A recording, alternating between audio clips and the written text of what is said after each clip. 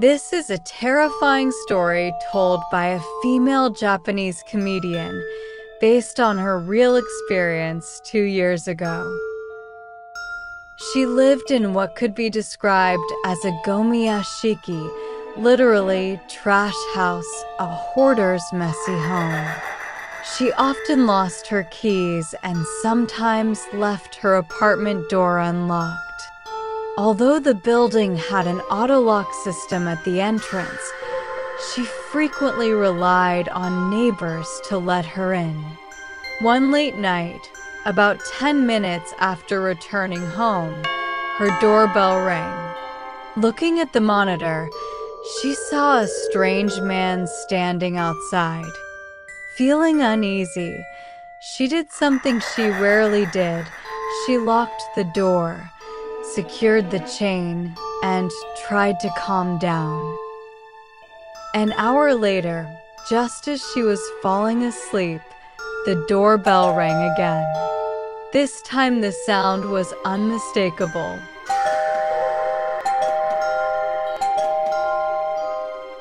In her apartment building, the auto-lock entrance made a different chime, so this meant the man was standing right outside her front door. She looked through the peephole and saw the same man, staring directly back at her. He rattled the doorknob violently for nearly a full minute before finally giving up. As he muttered while leaving, she pressed her ear against the door and heard him whisper, "It's always unlocked." She never found out who that man was. But afterward, she realized there had been other strange signs.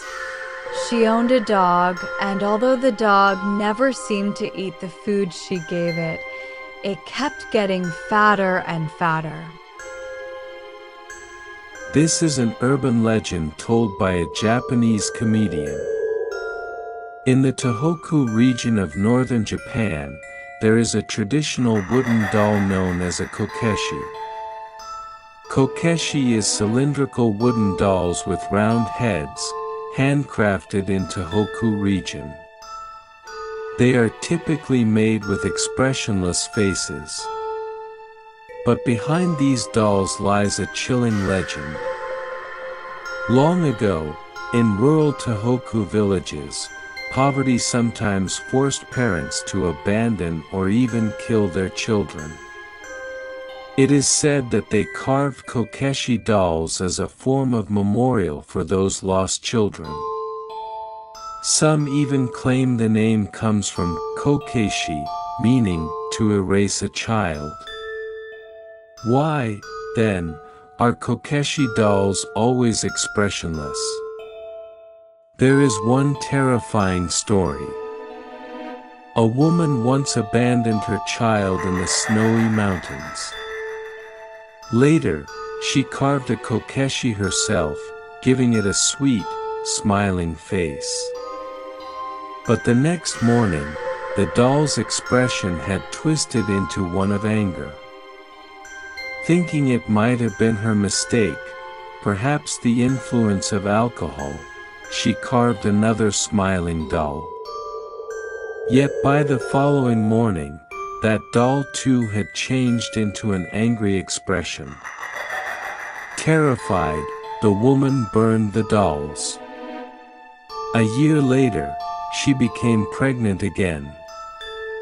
During a painful childbirth with heavy bleeding, she finally delivered her baby. But when she looked at the newborn's face, she froze in horror. The baby's face was identical to the angry kokeshi.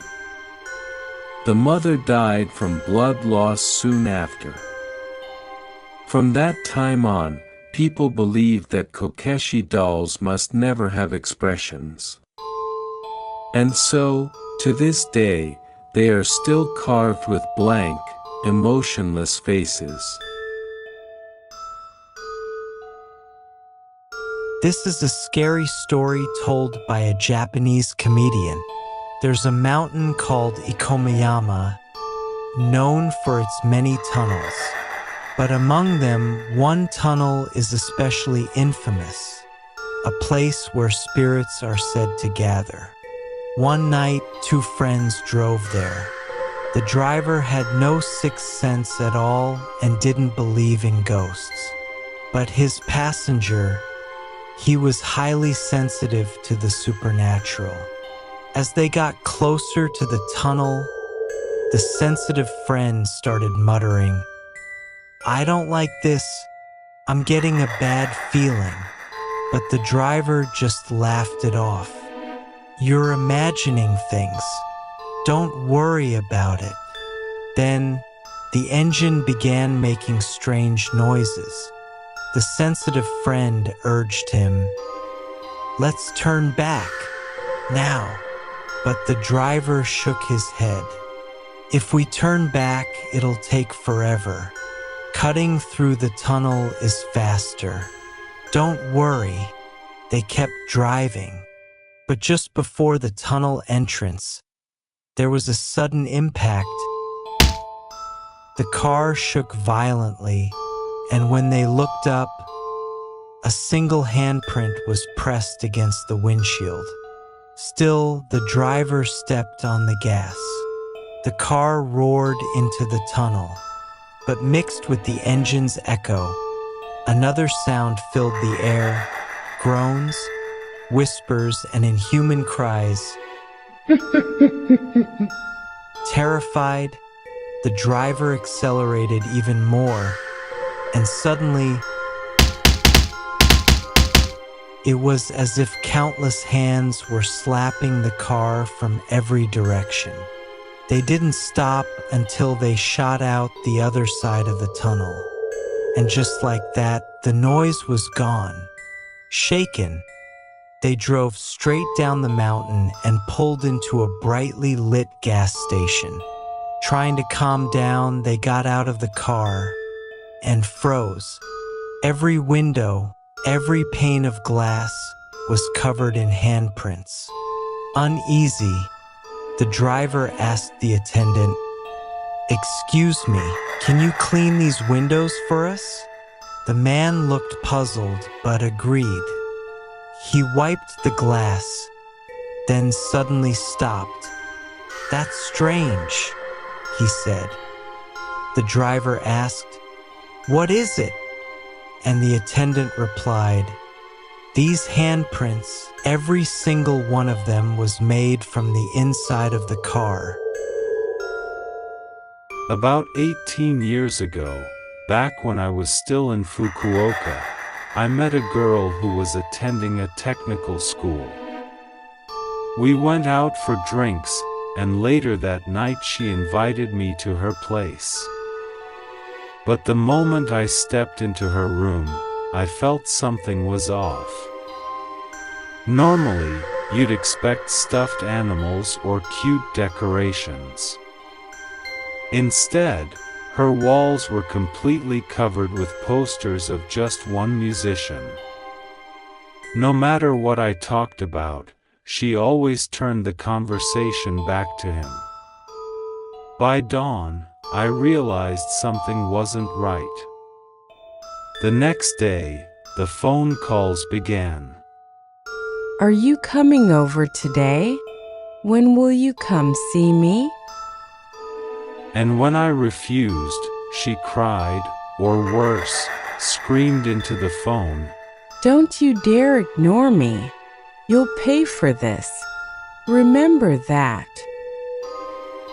This went on for almost a month, until I finally cut ties. 7 years later, I went to a nearby dentist to fix a broken filling. As I lay there waiting for the anesthetic, the nurse leaned over, pulled down her mask, and said, "Do you remember me?" It was her, the same girl from 7 years ago. I never went back to that clinic again. This is a story a man once told about a strange night he experienced in Western Japan. He and his wife had just gotten off the Shinkansen at a station in the Chugoku region. From there, they walked about 10 minutes to their hotel. Their assigned room was room 501. Strangely, it was the only Japanese-style tatami room on that floor. When he slid open the paper door, he was puzzled to find a blank wall right behind it. Still, they settled in. Not long after, his wife said, "Do you hear water?" Listening closely, they could hear a steady rushing sound. He checked the hallway for leaks, but found nothing. Joking nervously, he said, "Maybe this place is haunted." His wife only laughed. After midnight, they went to bed. Exhausted from travel and drink, he soon fell asleep until he awoke to the sound of his wife crying beside him. When he asked why, she whispered, "I saw something. It kept saying, 'Give me water, give me water.'" He reassured her, but before long both of them awoke again at the same moment. And this time they saw it. From the wall behind the sliding door, a group of 10 blackened, charred figures was crawling into the room, dragging themselves between the couple. Terrified, the man muttered aloud, "I can't do anything. I can't do anything." At that, the figures vanished.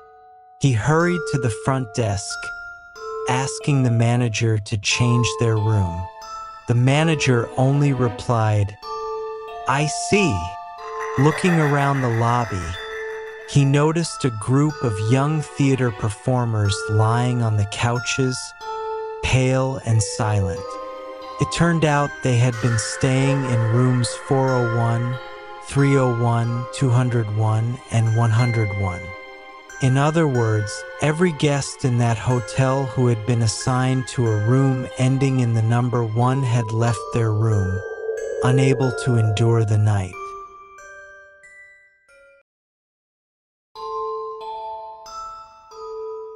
Have you ever heard of a haunted photo? A Japanese comedian once shared this terrifying story on TV. He regularly appeared on a Tokyo MX, a local TV station in Tokyo, show with 2 other comedians, Yoshio Kojima and Esper Ito. The trio traveled to unusual places for adventure segments. One episode was titled, "Let's Become Mediums." They visited a temple, practiced zazen, Buddhist seated meditation, and even did waterfall training. The premise was half joke. If they gained spiritual powers, maybe they'd do better on quiz shows. That night, the crew went to a famous haunted spot in Kanagawa Prefecture. A guest joined them, Yuzuki Eikawa, a Japanese idol who was said to attract spirits. Upon arrival, Eikawa reportedly heard a voice, and staff whispered that strange sounds were caught on the mics. The 3 comedians, however, felt nothing unusual. They decided to take photos. If something shows up, we're lucky. Kojima photographed Esper Ito. The image came out blurry. No one admitted to moving. The camera had stabilization, yet the blur looked unnatural, like a rapid multi-exposure. The eyes seemed to face different directions. They tried again, still blurred. A third careful attempt seemed sharp until they zoomed in. The upper half of Esper Ito's face appeared dragged sideways, as if being pulled away. Later, the photo was shown to a spirit medium. She said a man had once died right there. hit by a car and dragged, his upper face reportedly burned and torn. Hearing this, Esperito supposedly turned pale and insisted on leaving. Because they were filming, the crew performed an oharai, a purification ritual common at Shinto shrines to ward off misfortune. On the ride back in the location van, another photo was snapped for a blog post. In that picture, Kojima struck his trademark pose, but his right arm looked unnaturally long, longer than his face. To this day, no ordinary explanation has been agreed upon, only the photos and the story told on TV. This is a story a Japanese comedian once shared on TV. There was a young woman, pretty and cheerful, but strangely, she never had a boyfriend. She often said, "I wish I could meet someone nice," yet she refused to go to group dates, known in Japan as gokon. She had a bit of trauma with men and believed guys at gokon are never good news. But one day, after friends convinced her, she finally decided to attend one. That night, there were 6 people in total. Across the table sat a friendly, good-looking man. He was polite, funny, and had similar interests. They talked about movies, food, and music. Everything matched perfectly. Almost too perfectly. By the end of the night, she thought, "I'm so glad I came tonight. I might have met my destiny."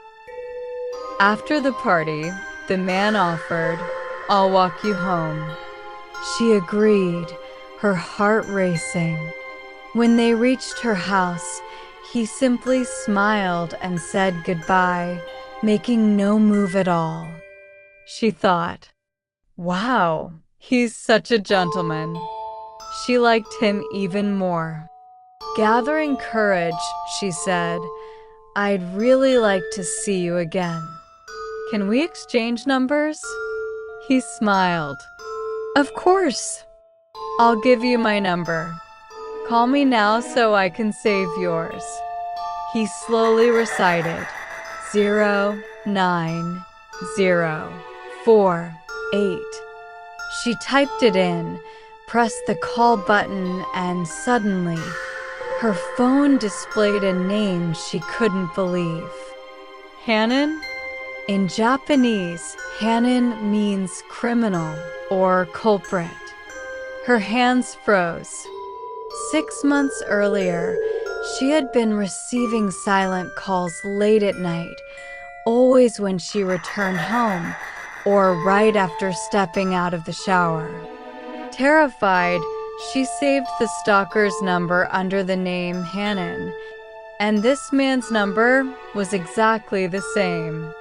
That's when she realized he knew her favorite movies, her hobbies, her schedule, because he had been stalking her all along. So, next time you meet someone new, even if they seem perfect, even if it feels like destiny, are you sure it's really your first meeting? When Japanese comedian Hiranishi was in junior high school, he often hung out late at night with 2 close friends. They would sneak out of their homes and meet at a bench on a hill above a nearby park. One night, as usual, Hiranishi arrived at the bench. But strangely, neither of his 2 friends was there yet. After a short while, one of them finally showed up, and they started chatting about school and girls. But the 3rd friend was taking unusually long to arrive. Thinking something might be wrong, the 2 of them decided to walk down to the park to look for him. That's when they saw a woman sitting alone on the swing, even though it was around 2 a.m. Terrified, They ran back up the hill as fast as they could. When they finally calmed down, the last friend arrived. Haranashi asked, "Did you see the woman on the swing?" But the friend looked confused and said, "There was no one there." The three of them went back together to check. And there she was again. The woman was still sitting on the swing. They bolted back to the bench, terrified. Later, the two who saw her first insisted the woman was looking down the whole time.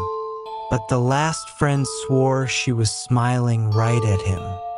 The next morning, that friend, the one who saw her smile, was killed in a traffic accident. Perhaps that woman's smile wasn't just a smile. It might have been the smile of death itself. There was a man named Miyake, a friend of the comedian, and this is a true story from Miyake's own experience. Miyake worked at a small car repair shop in the countryside of Japan. One day, he started receiving strange requests from several customers. "My car's GPS keeps malfunctioning. It keeps changing the destination by itself." First, he thought it was just a coincidence. But when he investigated further, he found something disturbing. All of the GPS systems were pointing to the exact same location. Around the same time, a police officer visited Miyake's shop. "There's been a case in this area recently. Do you know anything about it?" Miyake didn't know about the case, but during small talk, he casually mentioned the strange GPS problem. The officer's expression suddenly became tense. "That's interesting." So, Miyake and the officer decided to go to the location that all the GPS systems were pointing to. Miyake didn't want to go, but he felt safer with the officer there. When they arrived, the area was surrounded by dense woods. But there was something odd. One specific spot had been completely cleared, as if someone deliberately cut down the trees. The officer started digging the ground with a shovel, and then they found the bodies of 3 women buried there. But the story doesn't end there. A few days later, the same police officer came back to Miyake. "We caught the suspect. He turned out to be extremely dangerous." Relieved, Miyake said, "That's good news. At least now it's over." But the officer hesitated for a moment and then asked, "Mr. Miyake, do you have any other information? Anything at all?" Miyake was confused. "But you caught the guy, right? Isn't it over?" The officer's face darkened, and then he said, "During questioning, the suspect told us something. There are more." This is a chilling story shared by a Japanese comedian. A story about her mother's first night shift. Her mother worked as a care worker at a hospital in Japan. And she had something unusual about her. She was spirit sensitive, meaning she could often see things others couldn't. On the very first night shift at her old hospital, while walking down the dimly lit hallway, she saw 4 little girls in black dresses, holding hands, playing together. Her heart skipped a beat. "Oh no, I saw them again today. I hate this feeling," she thought. Just then, a coworker quietly asked, "You can see them too, can't you?" Surprised, she asked, "How did you know?" The coworker replied, "Those girls, Every time they appear, someone in this ward passes away shortly after. Shaken, she listened carefully. The coworker's name was Okada, and, like her, Okada also had the ability to see spirits. The two immediately bonded over their shared gift. Later that night, they decided to patrol the hospital together. When they pressed the button for the 3rd floor, the elevator didn't respond. No light, no sound. Suddenly, the light for B2 lit up on its own. Before they could react, the elevator started descending straight down to the 2nd basement floor, where the morgue was located. The doors opened, revealing a silent, cold corridor. Her mother whispered, "I have a really bad feeling about this," but Okada said calmly, "If we've come this far, let's go take a look at the morgue." Her mother shook her head. She might have been able to see spirits, but she was terrified of them. "I can't. I'm going back upstairs to report the elevator issue. If you want to go, you'll have to go alone." So they split up. Mom went back toward the elevator, while Okada walked deeper toward the morgue. A few moments later, a blood-curdling scream echoed from the basement. Her mother froze. "Something's wrong." She rushed back to the morgue. But when she arrived, Okada was gone. Nowhere to be found. She called out, "Okada-san." No answer. Then suddenly, she began hearing voices. Not one, not two, dozens of whispers all around her, closing in. Panicking, she ran up the hallway, into the elevator, and straight to the nurse station on the 1st floor.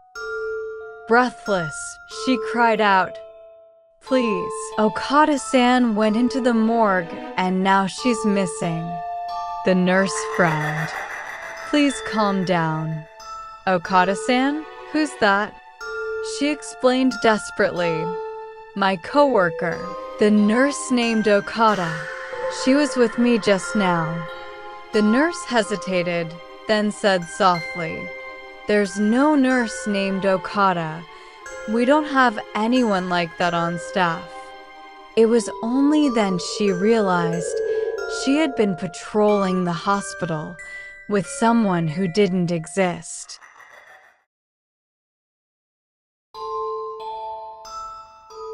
This is a true story from a Japanese comedian's friend, Ueda. One night, he was drinking with about 6 friends. As the night went on, someone suggested, "Let's each tell a scary story we know."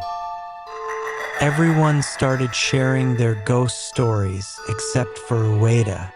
He didn't really know any, and he didn't want to ruin the fun. So on the spot, he made one up.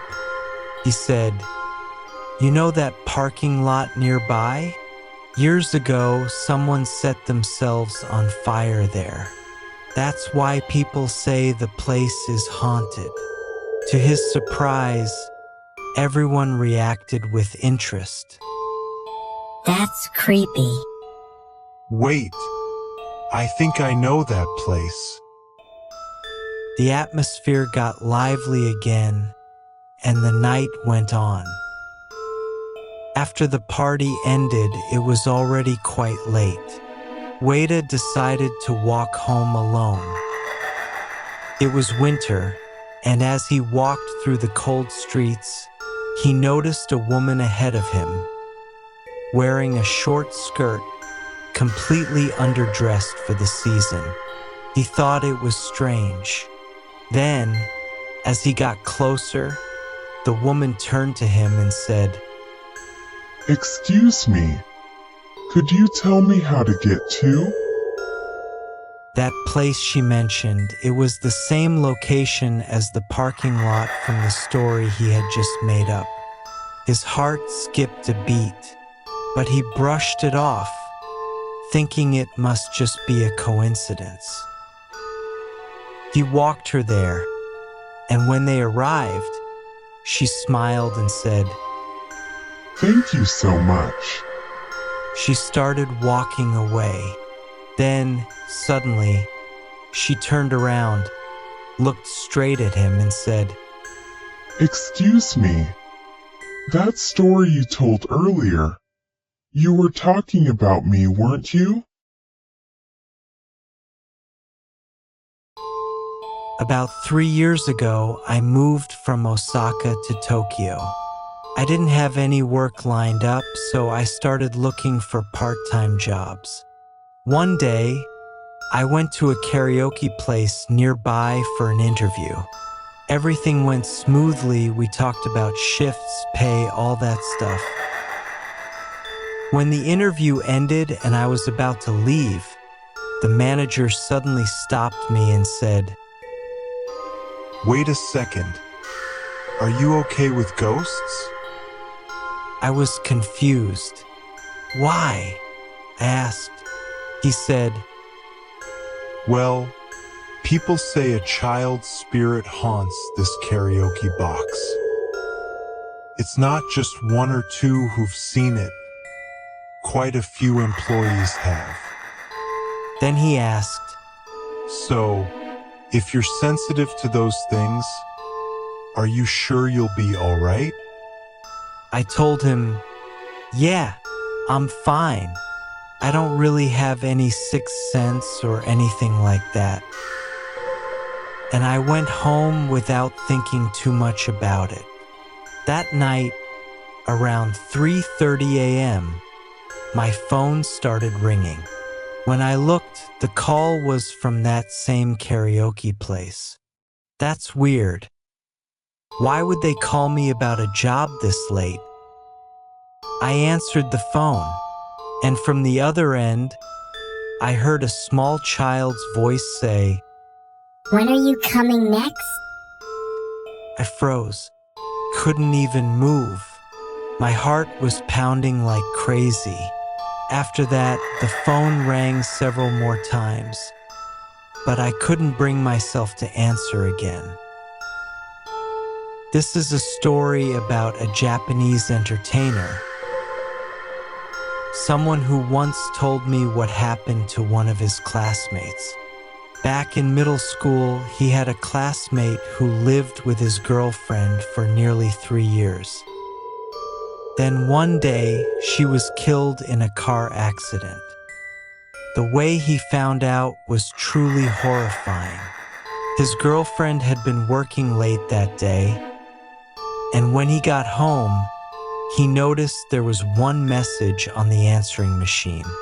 He pressed play and heard her voice say, I'm heading home now, so please wait for me tonight, okay?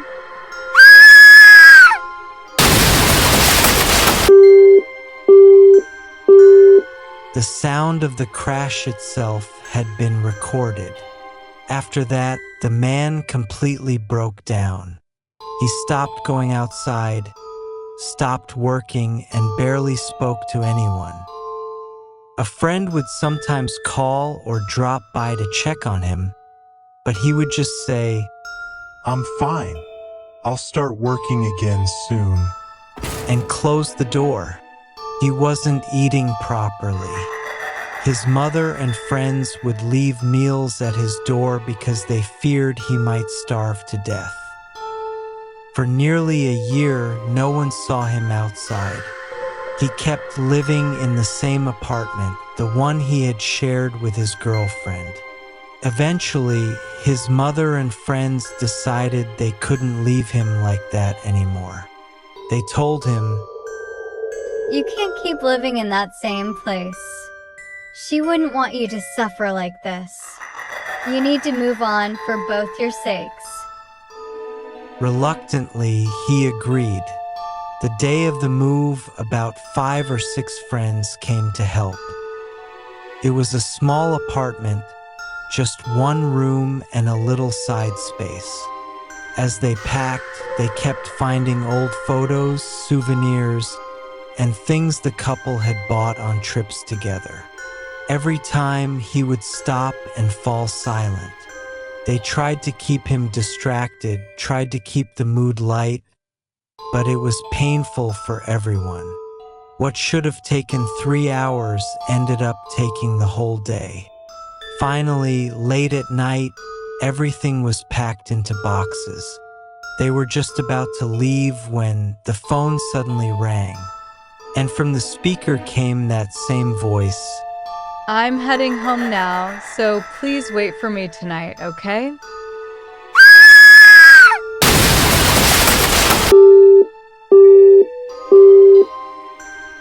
The same message from the night she died. Everyone froze. The entire room fell silent for nearly 10 minutes. No one could move or speak. Eventually someone said, "I'm gonna step out for a smoke." And one by one, they all left the room, leaving him alone inside. Outside, one of the friends turned to the guy who had been standing closest to the phone. Idiot, you touched it, didn't you? You knew that would happen. Why'd you mess with it?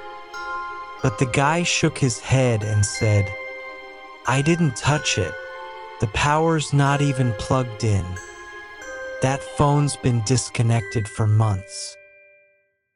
This is a story once told by a Japanese entertainer.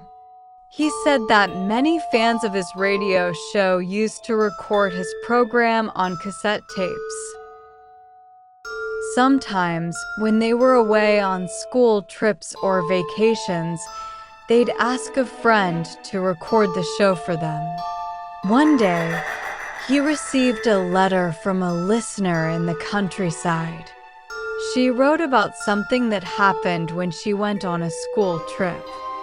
She didn't want to miss her favorite show, so she set up her cassette deck to record it automatically while she was gone.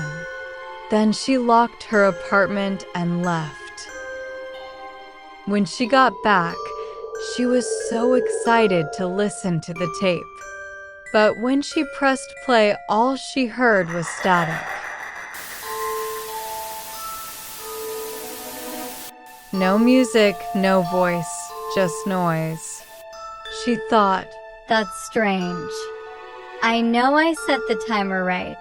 so she checked the settings and realized something. The switch wasn't set to radio. It was set to external input. So the timer had worked perfectly, but nothing had been recorded. She sighed. Oh no, I messed it up again. She felt disappointed, thinking she had missed one of her favorite segments. But then she noticed something. There was sound on the tape. It wasn't just static. There were faint voices, even though she lived completely alone. When she turned up the volume, she heard it clearly. Two girls talking. It's such a mess in here, isn't it? Why does she keep it this dirty? The conversation went on and on, two unfamiliar female voices, complaining about how dirty the room was. Panicking, she looked around her apartment. Nothing seemed unusual, except for one thing. On top of her dresser, covered in a thick layer of dust, was the Japanese doll her grandmother had given her.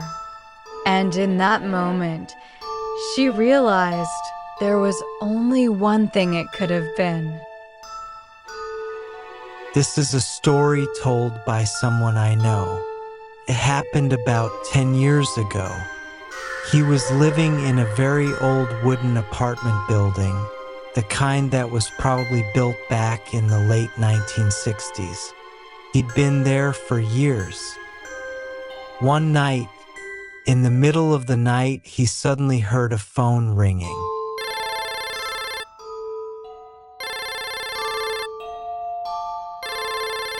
But it wasn't his phone.